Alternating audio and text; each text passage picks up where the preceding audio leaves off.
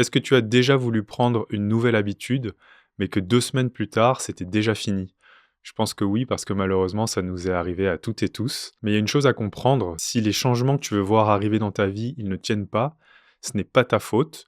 En fait, c'est souvent une question de stratégie. Aujourd'hui, je te donne la méthode en 5 étapes pour créer et tenir des habitudes sans forcer. Tout dans cette vidéo est basé sur des études, sur des recherches de nombreuses universités et sur des articles publiés dans la revue Cerveau et Psycho. Dans quelques semaines, une nouvelle habitude que tu prends en te basant sur la méthode que je te partage aujourd'hui, elle sera aussi automatique que de te brosser les dents. Tu vas pouvoir arrêter de te forcer, sortir aussi de la culpabilité, de la frustration, de l'insatisfaction. Pas de blabla dans cette vidéo, je te parle de neurosciences et de psychologie appliquée, validée par une multitude d'études. Si tu découvres notre chaîne, bienvenue à toi, je suis Samy, et avec mon copain Loïc, on explore depuis 2021 les manières les plus efficaces pour prendre soin de toi, gérer son stress, gérer ses émotions, cultiver l'apaisement, la sérénité, la confiance aussi et la vitalité. On explore des manières de se reconnecter à soi et à la nature. Et depuis 2021, on accompagne donc les personnes sur leur chemin d'épanouissement personnel. Bienvenue dans ton espace de bien-être, de spiritualité aussi et d'harmonie. Le secret pour tenir des habitudes sans forcer, je vais te le dire tout de suite,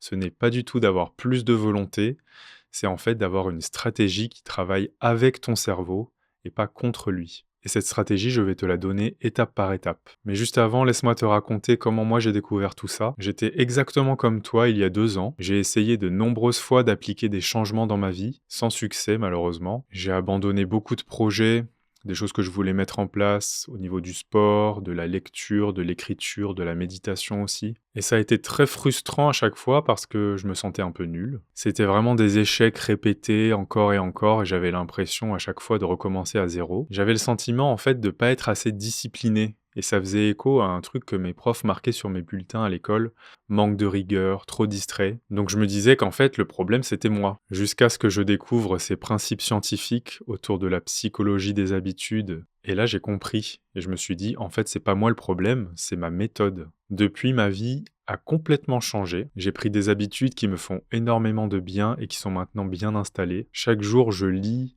j'écris, je vais faire de la marche, je médite. La méditation, ça va faire 2 ans que j'en fais tous les jours.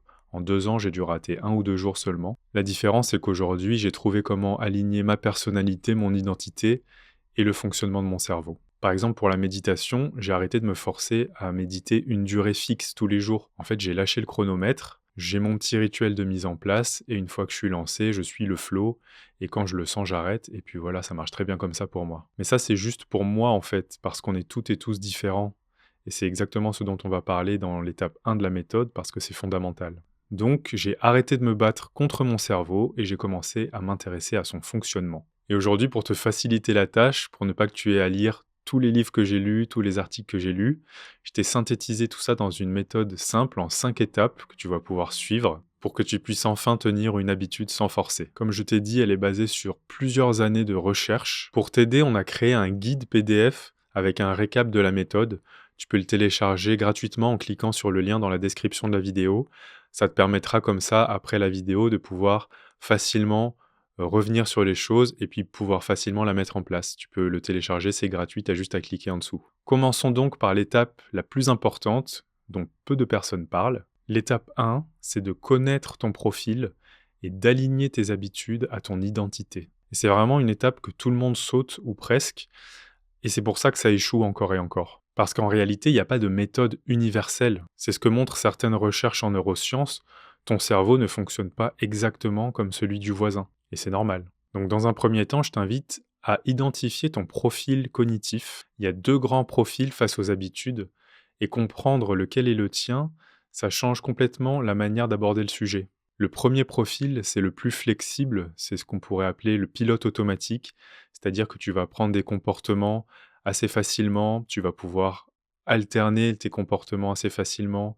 T'as pas besoin de trop réfléchir. Tu fonctionnes mieux quand les choses ne sont pas trop planifiées. Et face au changement, tu t'adaptes spontanément sans avoir besoin de tout décortiquer. Le deuxième profil, plus structuré, on pourrait l'appeler le profil stratégique. Si tu es comme ça, c'est que tu as besoin de comprendre le pourquoi avant de te lancer dans les choses. Tu préfères planifier et organiser consciemment tes actions. Les automatismes se créent un peu moins facilement chez toi et tu as plus besoin d'un système structuré pour tenir sur la durée. Et donc voilà le point crucial que j'aimerais que tu retiennes, c'est que ça ne sert à rien de copier les méthodes des autres si elles ne correspondent pas à ton fonctionnement mental. Ce qui marche d'un côté pour le pilote automatique, ça va frustrer la personne plus stratégique et inversement.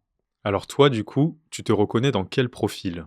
Ok, maintenant que tu connais ton profil cognitif, deuxième chose hyper importante, est-ce que l'habitude que tu veux mettre en place est alignée avec qui tu es vraiment? Voilà ce que les recherches montrent. Ton cerveau renforce toutes les habitudes de la même manière.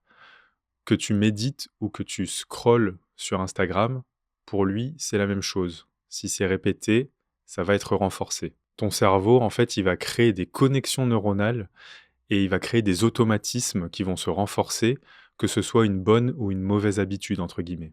Ce qui change, c'est le sens que toi tu y mets.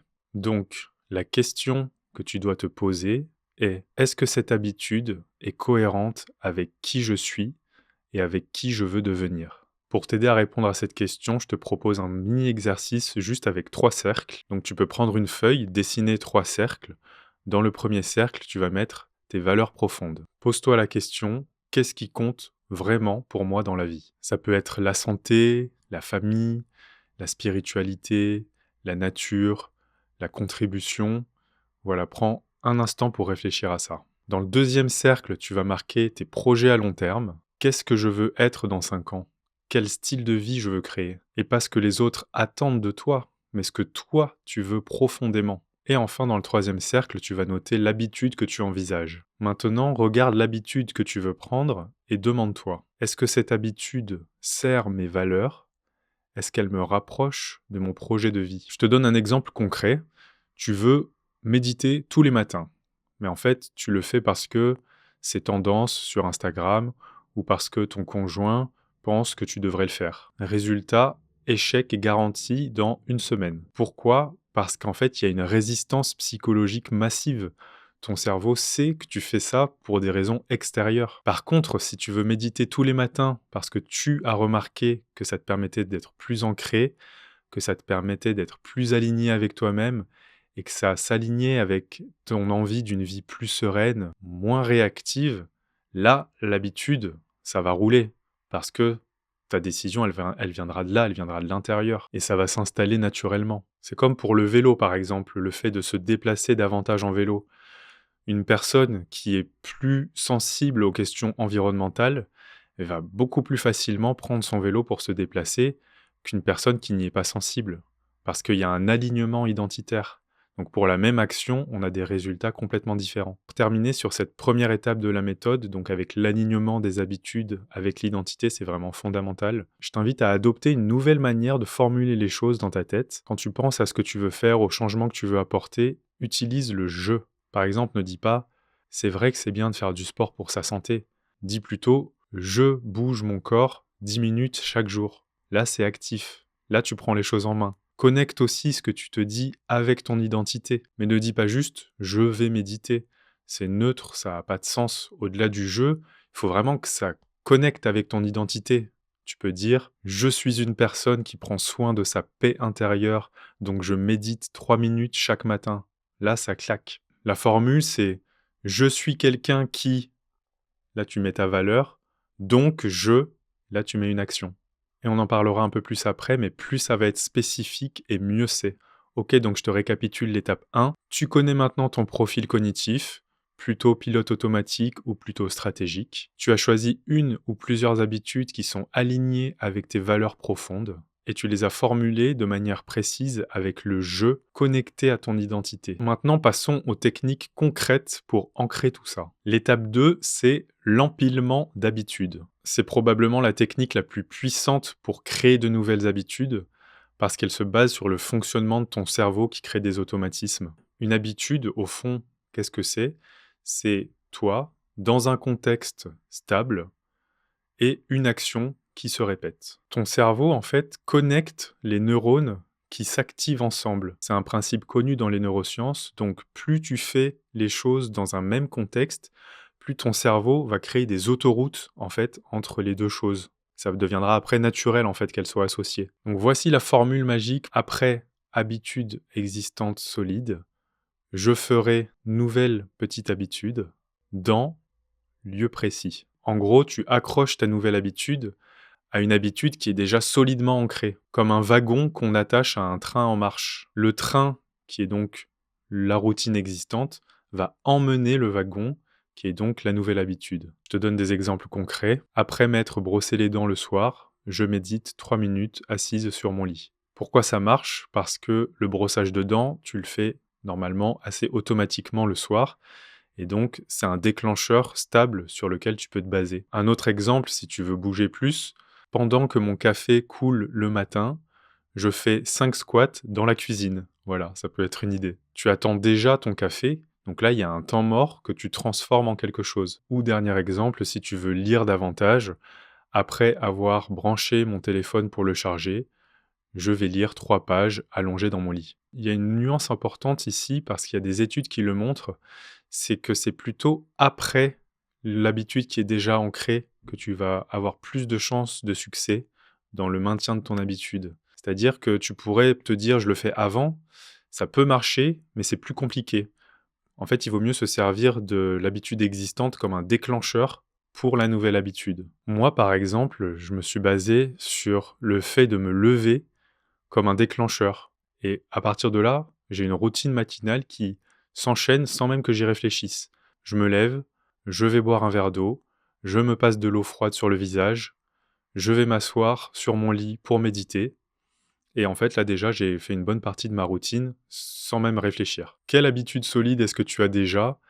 Te lever, faire ton thé ou ton café, revenir du travail, te doucher, etc. Et quelle micro-habitude est-ce que tu pourrais associer à cette action? Je précise bien micro parce qu'en fait, ça fait écho à l'étape 3 de cette méthode, qui est vraiment de penser mini, mini, mini. En fait, pour tenir une habitude sans forcer, on veut vraiment penser ridiculement petit. Là, c'est l'erreur fatale que tout le monde fait en général. On voit hyper grand dès le début, on commence à fond, on est à fond, on fait le plus gros truc qu'on peut et malheureusement 2 jours après, ben, on le fait plus. En fait, il y a une chose qu'il faut comprendre, c'est que ton cerveau, il a besoin de temps pour encoder une habitude, pour que ça devienne automatique. Ça se fait pas en un claquement de doigts, ça se fait sur plusieurs jours, plusieurs semaines. Il y a des études qui ont montré qu'en moyenne, il fallait 66 jours, donc environ 2 mois, pour ancrer une habitude. Parfois plus, parfois moins, mais en tout cas en moyenne 66 jours. Donc c'est quand même assez long. Donc si tu commences trop grand au début, ça va pas être possible de continuer parce il va y avoir trop de résistance. Donc l'idée de commencer petit, c'est vraiment qu'il y ait le moins de résistance possible pour que ce soit le plus facile à répéter et pour que le cerveau crée petit à petit l'automatisme. Pour ça, tu peux utiliser la règle des 2 minutes. Donc d'un côté, on a les versions trop ambitieuses, méditer 20 minutes tous les jours, aller à la salle 2 heures tous les 2 jours, lire 50 pages, faire 60 pompes. Voilà, tout ça, c'est trop ambitieux. Les versions 2 minutes, c'est 3 respirations conscientes, mettre ses chaussures de sport, lire une page, faire une pompe.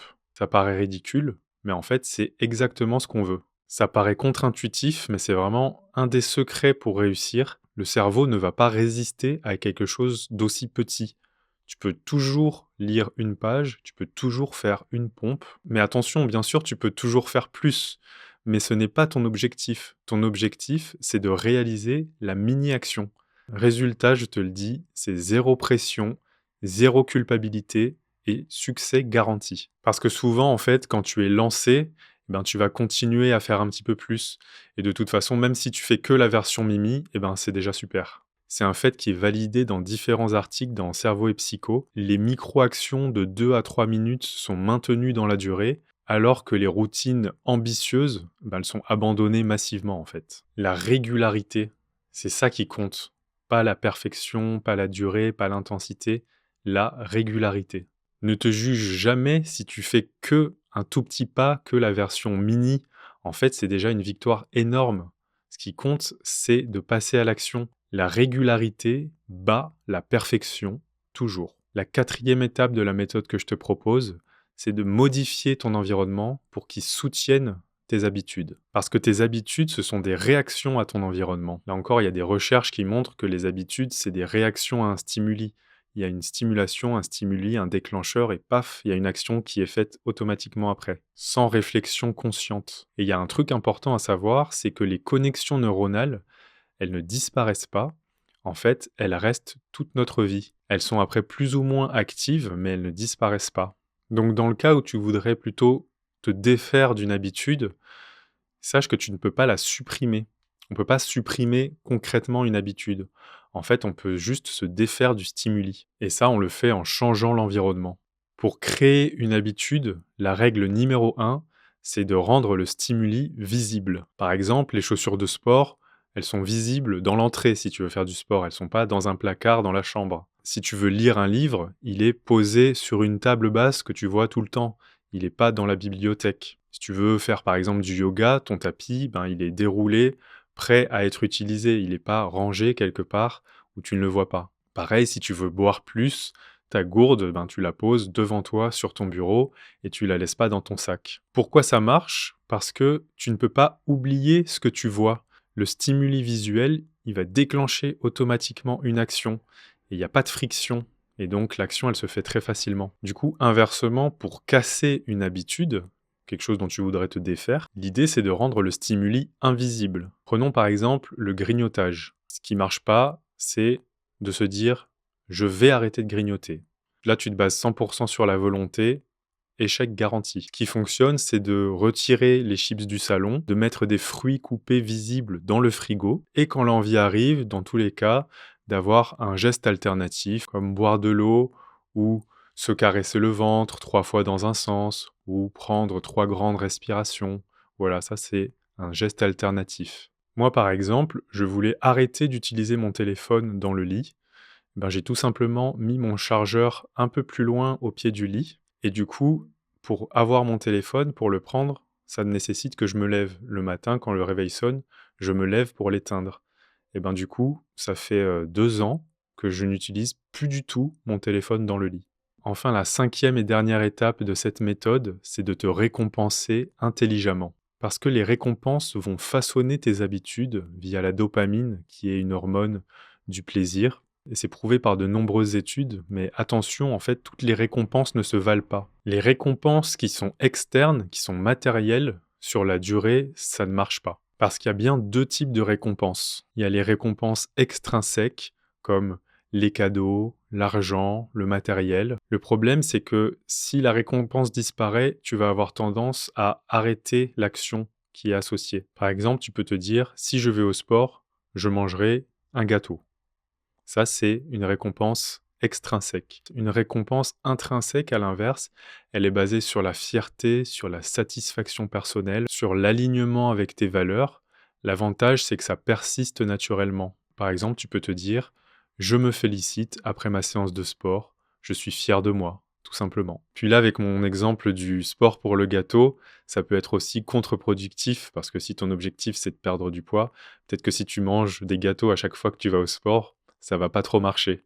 Après bon, ça dépend, des calories que tu as ingérées avant et cetera, mais bon, voilà, tu comprends ce que je veux dire. C'est quelque chose que j'ai déjà entendu, à la salle de sport, j'ai déjà entendu un gars, qui disait, «Là, je me suis vraiment donné à fond, je suis content, quand on sort, McDo». Ouais, c'est un peu dommage, tu vois? Donc pour le système de récompense, je te donne 3 techniques qui fonctionnent. Premièrement, la célébration immédiate. Dans les 10 secondes après l'action, tu vas faire un geste de victoire, tu vas te féliciter, tu vas dire: «Super, je l'ai fait», tu vas sourire, voilà, en conscience et ça fonctionne parce que là, tu envoies un signal à ton cerveau: «J'ai fait cette action et après, je ressens de la joie, du plaisir», donc c'est très positif. La deuxième technique de récompense efficace, c'est le suivi visuel. Donc par exemple, si tu coches une croix à chaque fois que tu fais quelque chose ou, si tu prends une photo avant, après, voilà, tout ce qui va être visuel, ça va être extrêmement utile Pourquoi? Parce que visualiser tes progrès,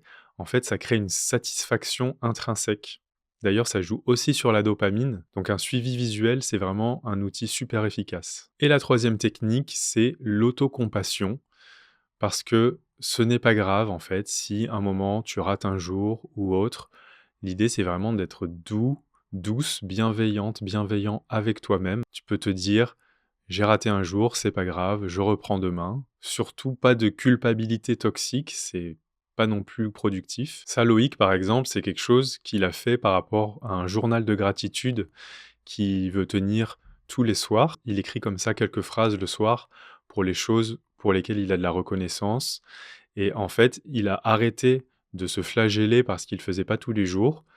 Il le fait, il y a des jours où il le fait pas et en fait, il s'est lâché la grappe et ça marche beaucoup mieux comme ça. Du coup, là, il le tient depuis vachement longtemps parce que justement, il a arrêté de se dire: «Il faut que je le fasse tous les jours» et puis s'il rate, ben, il se culpabilisait et puis il a arrêté. Là, en fait, voilà, il a mis un peu d'eau dans son vin, c'est pas grave, il le fait quand même régulièrement, mais sans se flageller, sans se pousser de manière trop brutale et ça marche beaucoup mieux pour lui. Donc les récompenses à éviter, c'est les récompenses qui vont contre ton objectif, ça peut arriver. Les récompenses qui sont trop coûteuses ou trop compliquées aussi et surtout les punitions si tu échoues, c'est vraiment contre-productif. Petit bonus sur cette méthode pour savoir si ton habitude est vraiment ancrée par la suite, tu peux te poser 3 questions. Est-ce que je le fais sans effort conscient? Si oui, alors ça veut dire que ton cerveau a encodé les choses et que ça se fait automatiquement. Est-ce que je continue même si la récompense n'est plus là? Donc si oui, ça veut dire que c'est devenu une vraie habitude et que ce n'est pas juste une action qui est motivée par une récompense. Et enfin, question ultime, est-ce que j'ai du mal à ne pas le faire? C'est-à-dire que là, c'est vraiment devenu automatique et c'est le jackpot, c'est vraiment ancré. Un rappel important, ça prend entre 18 et 250 jours pour ancrer une habitude. Donc ne te décourage pas avant 2 mois minimum parce qu'en fait, ça prend du temps. Donc commence petit, vas-y petit à petit, c'est normal que ça prenne du temps. Ok, on récapitule la méthode complète en 30 secondes. Étape 1, connais ton profil, pilote automatique ou stratégique, aligne tes habitudes à tes valeurs. Étape 2, base-toi sur une habitude déjà existante et utilise la formule après X, je ferai Y dans tel lieu. Étape 3, utilise les versions mini, utilise la règle des 2 minutes, voilà, avec 3 respirations, une page, une pompe. Plus c'est petit, plus ça a de chances de réussir. Étape 4, tu modifies ton environnement. Pour commencer une nouvelle habitude, tu rends le stimuli visible. Pour arrêter une mauvaise habitude, tu rends les choses plus compliquées et tu vas mettre en place un remplacement. Et l'étape 5, utilise des récompenses intrinsèques avec des célébrations immédiates, intérieures et utilise l'autocompassion. Si tu rates, ce n'est pas grave. Tu as maintenant la méthode complète. Retiens bien ça, ce n'est pas un manque de volonté, ce n'est pas un manque de discipline, c'est simplement une stratégie qui n'était pas en place. Tes habitudes façonnent 40 à 50% de ta vie, donc en fait c'est énorme, c'est presque la moitié de ta vie qui se fait sous forme d'habitude. Donc quand tu en prends la maîtrise, c'est vraiment hyper enrichissant, hyper épanouissant. Et avec cette méthode, tu peux travailler donc avec ton cerveau et pas contre lui. Et les neurosciences le prouvent, c'est possible pour tout le monde. Pas juste les gens disciplinés ou volontaires, mais pour tout le monde. Donc toi y compris. Je suis convaincu que tu peux y arriver, je suis convaincu qu'on peut toutes et tous y arriver, parce que maintenant, on connaît la stratégie, on connaît les ficelles, et tu n'es plus dans le flou. Si tu as aimé cette vidéo, je t'invite à cliquer sur le pouce en l'air, je t'invite à la partager à des personnes que ça pourrait aider. Tu peux laisser un commentaire, ça sera avec grand plaisir que je te lirai. Et surtout, abonne-toi à notre chaîne Samy et Loïc parce qu'on va continuer de partager du contenu sur l'épanouissement personnel, la gestion du stress, des émotions et le bien-être.